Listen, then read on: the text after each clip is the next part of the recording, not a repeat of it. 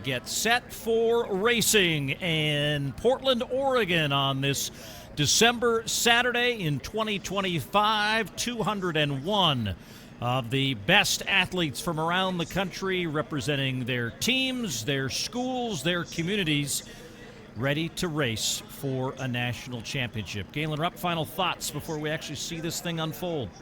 I'm just excited to see. I think that it's going to be a grind out there. You saw the flag. It looks like it could be a little breezy out there, and you couple that with the conditions of the course being pretty soft, it's going to be hard to make big moves. So I expect the favorites to get out early, and then it's going to be fun to watch them duke it out at the end. And for one final time, a chance for you all tuning in from around the country to pick out your favorite team, your favorite individuals, your favorite regions. They are all here. They are all at this moment dry and clean. I suspect at the end of this run, they'll be finishing on empty as they usually do, and that course is going to be an interesting challenge here. I do think, though, these boys are getting the best version of this course because everyone else is going to have to run in their footsteps. They are, and that's going to favor those athletes that, again, like better footing, like to make those big moves. A lot of these athletes coming in here, they've talked about preparing for NXN and waiting for those moves and waiting later in the race, not grinding out from the front. So we're going to see that happen, I think, and this course is going to be more conducive to that early on. Defending champions from Niwot there near the end, next to Lincoln, Portland, the Northwest individuals, Heartland, and the rest of our field, including Columbus. Runners are ready. The 2025 Nike Cross Nationals Boys Championship out on the course in Glendoveer.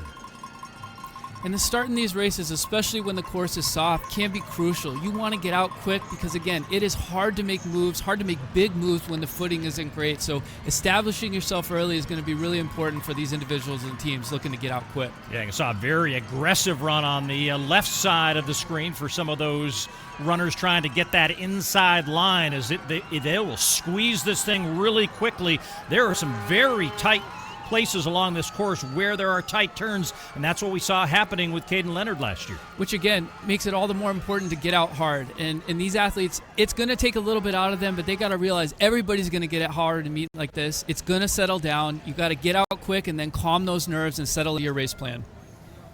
We'll keep showing you the individuals as they come through here in the early going. Sean Gray up there near the front of the pack as Sean Fries is also there in bib number 57. But some of the early favorites already emerging here in the early going. And that's just try to get away from the trouble, because if you get trapped back in this, as you can see at the top of your screen again, there are places where it's going to get even narrower because some parts of the course are worse than others.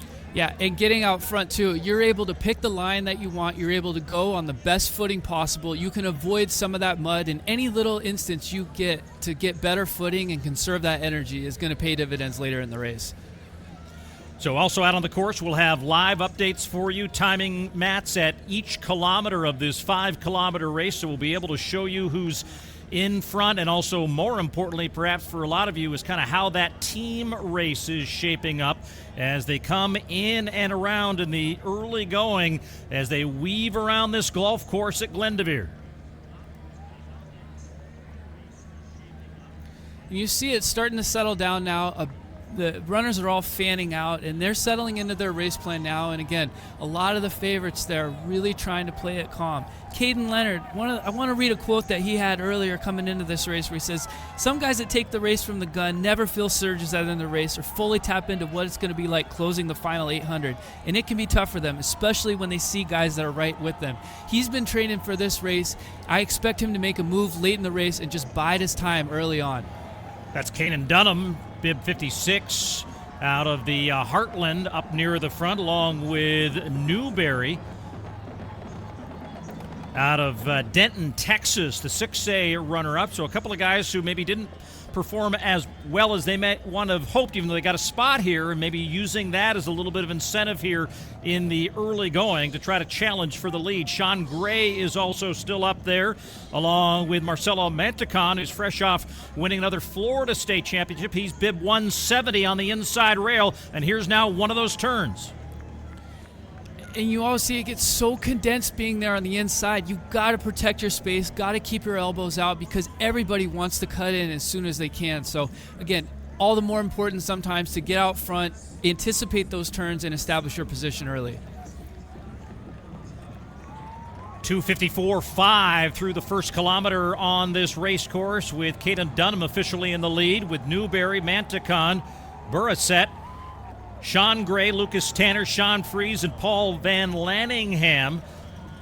As we'll get those results to you here in the early going, Niwot had some nice low sticks here, 1 through 24 through the first kilometer. They have the early team lead over Carroll and Portland. Yeah, Niwot's not messing around. I think that they wanted to get out early, again, establish themselves, and now they can settle in. They don't have to worry about making a big move. This is an all-time team we could be talking about here, and they're showing it today. See where they are on the course tracker. They'll begin to head towards the east and then up and around that one section of the golf course that they'll see only one time as we work now through this second kilometer of the race. Newberry still up there in front, along with Dunham, who's perfectly happy. But look at this from high above, Galen. I know we're pretty early on in this race, but it is a large group at the front. Large group. I think everybody is going to be a little bit cautious. These guys are all a little cagey early on, feeling each other out, trying to gauge how their competition is feeling and looking, but you see it's really slowed down from the start, and there are a lot of guys there competing. Talked about Caden Leonard, our top returnee from Carroll. He was back in 16th after the first kilometer. As we start to see a little bit of movement now, people looking for room to run. As we come in close, Abdi Hassan has asserted himself a little bit, 197, back there in about 5th or 6th position as we wait for them to get to that top portion of the course tracker. As they'll get to 2 kilometers. You see it also on the elevation tracker below on the bottom of your screen, getting that little descent now before another climb. There's a lot of challenge. You can't just tune out in this race, Galen, because this course is going to throw something at you almost every kilometer. You've got to stay engaged. And sometimes when you're going around a turn or going up a hill, there can be these little gaps that can form. And you've got to be very cautious not to give your competitors that edge on you, because even if it's just a meter or two, sometimes that can be the difference where if somebody makes a move and all of a sudden now you're 10, 15 meters behind. So got to stay engaged, got to stay in touch in every part of this course. Newberry's going to have the lead officially at 2 kilometers. Comes through in 3:02.9 for that second K, 5:57.7. Lucas Tanner from the Heartland there, along with fellow Heartland individual Caden Dunham. And then for the first time, we mentioned Jackson Spencer of Harriman. He's lurking there in the group that includes Sean Fries. Johannes Van Merten is there. Jaden Warner is there. Caden Leonard has moved up into a tie for 9th with Sean Gray. So things starting to get interesting here near the front, and it's beginning to strip out just a little bit, and we're starting to see some insertion of pace right now as they move around another corner of the race course. And on the team front, Lincroft moving up into 2nd place. You know, Niwot still in unbelievable position. Their 5th runner came through in 23rd. Lincroft, though, at 102 points in 2nd. They're moving up and looking to challenge Niwot. So you see them coming back up and around as they work their way through kilometer number 3. And Sean Fries trying to establish some movement here in the race at the front of the pack, trying to break this group, and it's a bit of a payoff here as they may be down to about 10, 11 guys in that lead pack. Yeah, this move has really strung the field out. And again, you see Caden Leonard there, still looks great in blue, biding his time there in about 3rd, 4th place. He looks very comfortable to me, but Sean Fries absolutely sticking it to everybody right now. Minnesota 3A champion ahead of Newberry, who led it after 2 kilometers. You can see the Gator struggling with the traction there, so he gets out of the way as we see the remainder of the field from now high above the Glendevere Golf Course. over halfway home now in this boys 5K championship race, and things are beginning to hurt up front. Sean Fries looks great. I mean, he has a swimming background. He says swimming is actually the harder sport between the two of running. So he knows how to push himself, knows how to grind, and this is not an insignificant move. He is really putting the hurt on this field, and when the conditions are like this, it can get really frustrating when you've got that little gap. It's hard to get your footing right. It's hard to accelerate. Sean Fries is really running a great race right now. And you see them coming back through the start line from where they started, so a little bit of familiarity now on this portion of the course. But Newberry still trying to stay with Fries. And then Marcelo Manticon back there in third position with Caden Leonard, that bib number 1, marking him being the top returnee here. And it was in that back half of the course where he had that fall last year, leading him to finish in third. That's where he sits now as he does some looking around on the outside shoulder of Manticon. But there's a host of others in quick tow behind them as this race is not over yet as they reach 3 kilometers. Fries in 3:08 flat brings them through 3 kilometers in 9:06.2. And I really love what Caden Leonard has been doing. He seems so comfortable in the pack. He really made up that gap slowly and gradually. Still looks very comfortable to me, but it is going to be interesting to see how he navigates these turns. I know that's going to be in the back of his head as he gets back to the lollipop portion of this course. And that'll come back through as they get to about 3 3/4 kilometers. They'll make one more turn through that little lollipop before they work their way around for one final loop to the finish line, and those looming hills towards the end that have been such a difference maker over the years. What now? We got 6, maybe 7 guys in 10 meters of each other, but things beginning to separate from the field. Jackson Spencer in the back of that pack now making a little bit of a move as he moves up into 5th position. And if you watch that NXR Southwest race we talked about earlier, his finish was deadly. He decimated an absolutely stellar field there. So if he's in touch at the end, look out. And now Van Merten goes past Spencer once again, passes Manticon. Challenge accepted by Jackson Spencer as he tries to stay in tow. So Van Merten, who we mentioned, kind of one of these new entries to the sport of cross country. Here comes one of the climbs. Let's see how they attack this hill as Sean Fries remains in the lead ahead of Caden Leonard. Caden Leonard just looks like he's on a mission. And Jackson Spencer, too, looks so relaxed running there in 5th place. Really cool as you like, just biding his time. He wanted to go with a K to go at that regional meet, but ended up waiting till 400 meters. And he's just, if I'm him, I'm just sitting there and waiting until the end.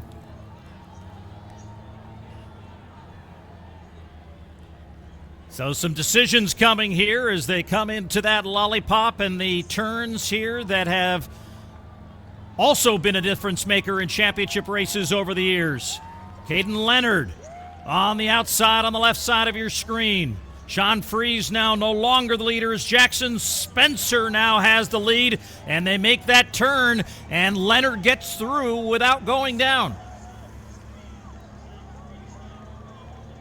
And that's got to be such a huge relief for Caden Leonard to have that behind him. You know, there's always those thoughts in the back of your head as an athlete when you've had a difficult part of a race, you're back on the same course, but now he can put that behind him and just focus on competing. And he is staying right there with Jackson Spencer, right on his shoulder, letting him know, hey, I'm still here and I'm going to be ready to go late in this race. So the number 1 ranked high schooler in the country, Jackson Spencer from Harriman, the Utah 6A champion, brings them through 4 kilometers in 12:01.9, 2:54 on that last kilometer. So they've really picked up the pace with Caden Leonard, Johannes Van Merten, Rule Newberry, Marcelo Manticon, Sean Fries, and Jaden Warner. And this is what Caden Leonard has been practicing for all year. I just love his mentality about racing, feeling like he's got what it takes to win and really dealing with these big surges. This is what he's been practicing all year. And look at Van Merten. He has, he doesn't know what he doesn't know in this race, and he is asserting himself right now and is right along the shoulder of the leader, Jackson Spencer. He is, and he talked about how he's a run and gun type person. It's hard for him not to go out. He's still so raw and so new at this sport, but I did see that before NXN, he said he does not want to lead. He made that mistake at NXR Southwest, and you see him really executing that well here and biding his time. Hopefully that's going to serve him well at the end. Mantecan trying to stay with that group. He's currently there in fourth. Freeze, after a bold move to try to break open this race, now finds himself trailing a little bit back there in fifth position. Now the focus on the leaders with Spencer, Leonard, and Van Meerten as they're coming down the west side of this race course and will eventually make that turn towards home in those final hills. We've got about a half mile to go, Paul, and this is going to be a battle. These are the two favorites coming in here, and Van Meerten too. We got to include him, but I think it's going to be between Caden Leonard and Jackson Spencer. This is what it's all about. This is the money time when you get down to a half mile to go. Well, and you mentioned it as well, and we saw it there in full display. Everyone's trying to find good footing, because right now when you're putting your foot down, it's taking energy rather than giving it back. It is so frustrating as an athlete when you're really trying to accelerate and you put your foot in the ground, get that energy return, and it slips and you're having to gain your balance and you're not getting that energy back. So finding good footing is going to be key for these athletes as they hit the home straight. Caden Leonard has been thinking about this moment for a year as he goes up and starts to attack the final part of this course, and he's right there with the number one runner in the country, Jackson Spencer. Van Meerten beginning to feel the terraces just a bit, and now Spencer with a half, maybe a full stride ahead of Caden Leonard as they come into the finish line. A look over his shoulder. Jackson Spencer and Caden Leonard.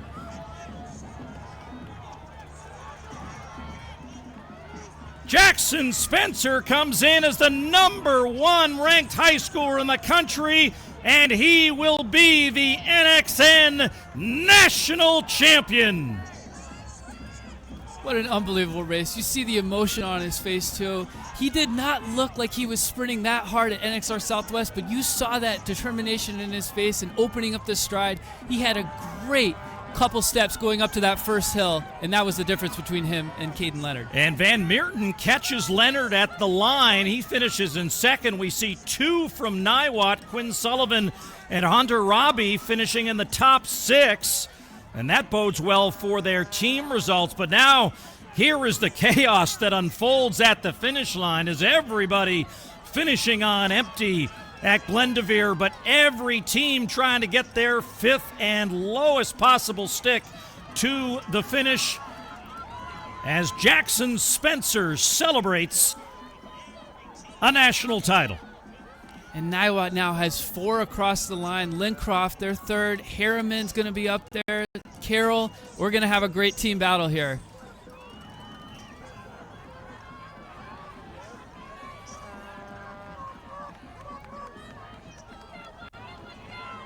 Team scores remain unofficial until the final results are posted, but Niwot with their first five in, Harriman with their first five in, and Lincroft now with five in, and they are currently in that order as we wait for the others. Carroll, American for Columbus, Portland, who thought they'd factor into the team race, all now getting their five in, but right now it would appear that Niwot's going to take the NXN team title.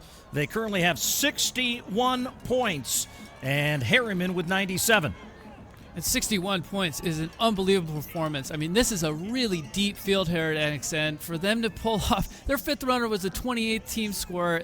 Unbelievable race from Niwot. When the pressure was on, they still get it done. And if that score holds, there will be some adjustments made, but that would be the lowest team score in winning a Nike Cross National Boys team title. Niwot scoring 70 points last year in taking the team title in 2024.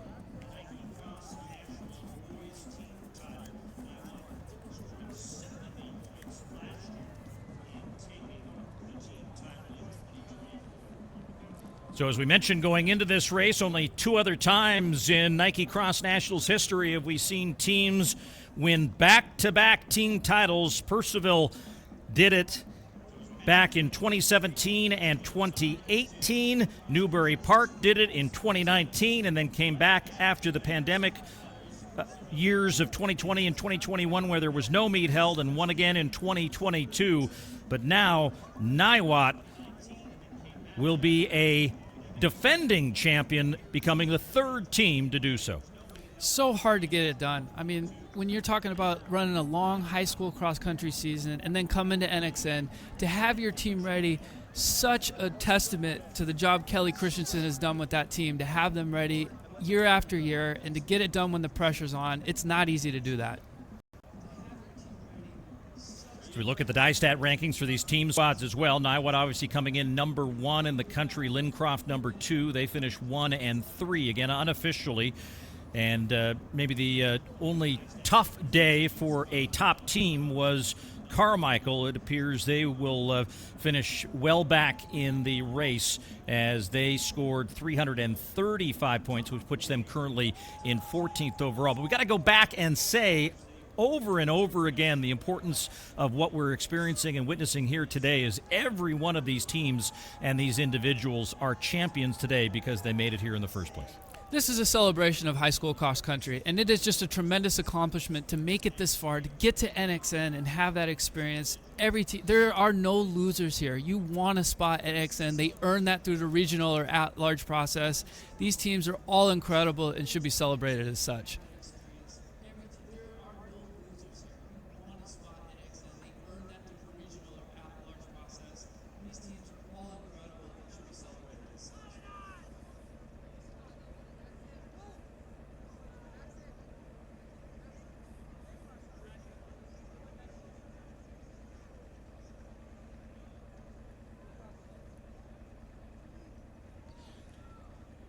So there are the team scores on your screen. Niwot with 61 points, Harriman with 97, and Lincroft finishing in third in a score of 110 points.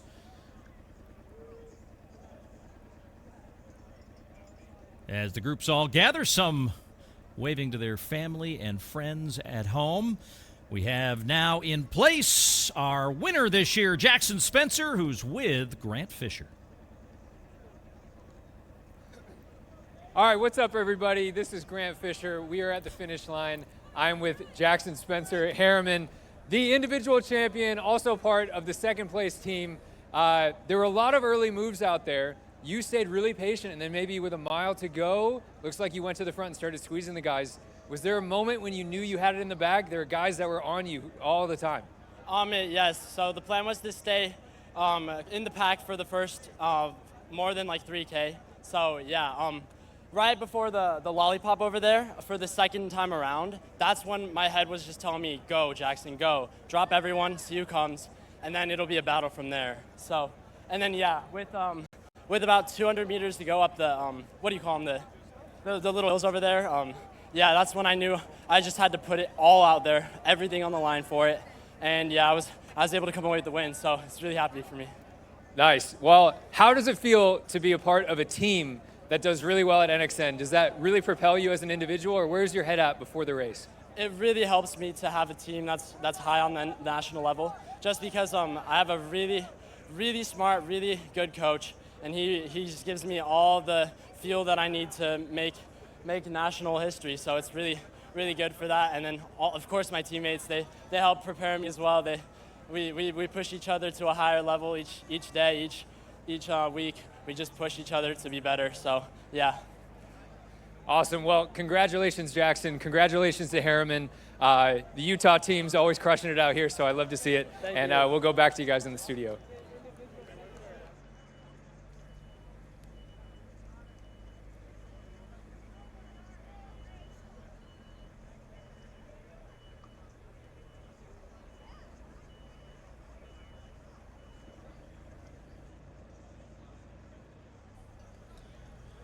Our thanks to Grant Fisher for that interview with Jackson Spencer, and I love how he called those little hills. He obviously is from a place with tall hills. He's used to running the mountains in Utah, so yeah, BYU's getting a good one. He's committed there to go run for Ed Eyestone next year. But I love what he talked about trusting his gut coming out of the lollipop. He said this was the time to go. And sometimes as a racer, it's hard to teach that intuitive feel. And he has that. Then gathered himself again for one last push up those little hills at the end before he went on to victory here at NXN.